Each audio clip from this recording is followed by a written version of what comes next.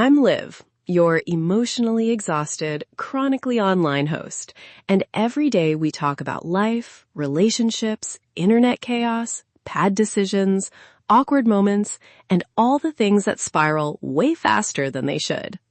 Okay, I did a thing. I made a second me in my friends group chat, like an alt account called Liv 2.0, and for approximately 10 glorious minutes, Alt Liv was everything I wish I were. Bolder, sweeter, and shockingly good at flirting. Hot take up front. Confident, curated texts almost always get better responses. People reward clarity and charm. That's the little thesis I want you to keep in your pocket while I narrate this disaster. Why did I do it? The short version, boredom plus avoidance plus one small crush. The slightly longer version, I was tired of deleting and retyping the same message for an hour until it sounded both sincere and unthreatening. Rules, because naturally I made rules. Alt-Liv had to be the improved version. Fewer apologies, more decisive plans, flirt level, elevated. No IRL reveal unless catastrophic consequences occurred. And absolutely no being cruel. Tiny lies allowed, like I adore trivia nights, when what I actually mean is I tolerate free snacks. First message from Alt-Liv, a perfect little bait. You, me, trivia and tacos this Friday? I'll bring the best bad puns you've ever heard. Real Liv would have written, maybe? I might have plans? I'll check. Sorry I'm so flaky. See the contrast? Confidence wins every time. The group chat lost its mind. Fire emojis, dramatic heart eyes. Someone called Alt-Liv dangerously available. 2 people offered to pick her up. It felt like watching a self I don't recognize suddenly get invited out more. And then, predictably, the chat split into 2 reality tunnels. Thread A, Alt-Liv flirts successfully with my crush. Thread B, Real Liv, me, types what time and gets roasted for my chronic lateness. 2 conversations, same person. Chaos imminent. At first, I tried to be a very professional stage manager. Alt-Liv was suave and charming. I was a chaos agent in the background with memes and passive-aggressive stickers. Then my crush, lovely man, accidentally replied to the wrong Liv. He wrote, "Also, you have the best laugh." And it landed under my boring, "What time?" message. Oh, no. No, wait, let me emphasize the timing.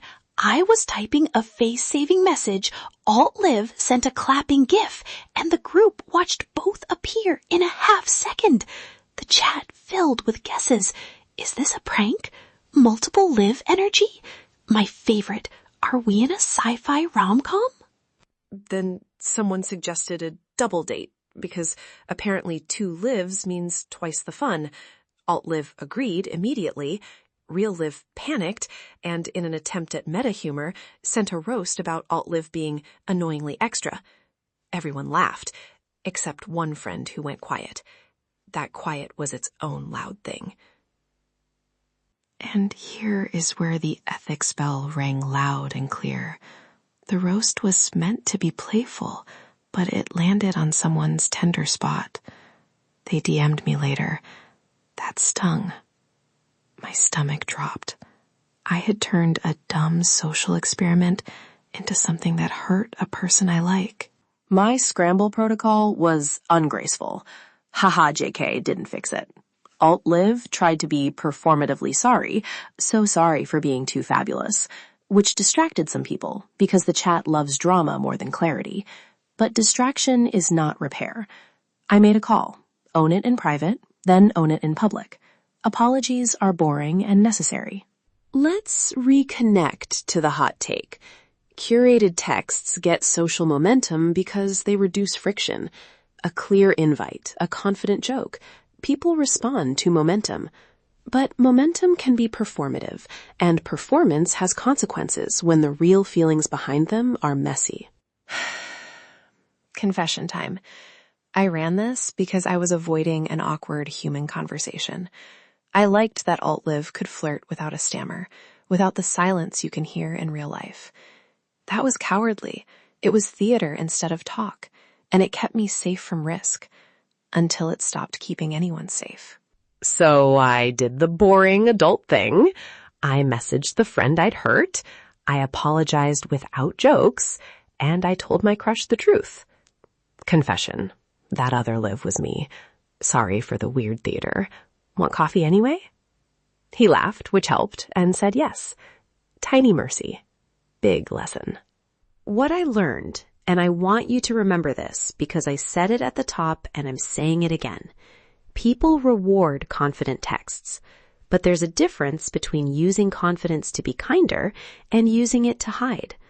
If you want better replies, practice being clearer and braver from your real account. It's riskier, but it actually builds trust. Also, shorter lines. Send the braver one line. Say the thing you're avoiding. Yes, your heart will probably leap out of your ribcage. Yes, you might get a weird reply. But the alternative is creating a messy theatrical production that eventually explodes and you have to apologize on stage. No thanks. Will I do it again? No. Would I recommend you do it? Absolutely not. But here is a small practical suggestion that isn't a step-by-step for deception. If you want to be kinder or clearer in text, write the message, then edit it until it's the version of you like, but send it from your account. Be the improved you in real time. If you laughed, winced, or felt slightly better about your own bad decisions, then I've done my chaotic duty. If you have a group chat experiment, the alt account, the wrong DM, the roast that went dark, send it in. I will read the best ones on the show and judge mercifully. If today's episode made you laugh, question humanity, or feel slightly better about your own life choices, then my job here is officially done. Also, please leave a review. Tell me your worst texting plot twist and rate the chaos. Reviews keep this chaotic little thing alive and give me fuel for future confessions. That's my story. 2 lives, 1 chat, and a lesson that confidence gets attention, but honesty keeps friends. Thank you for letting me confess in public. Stay chaotic.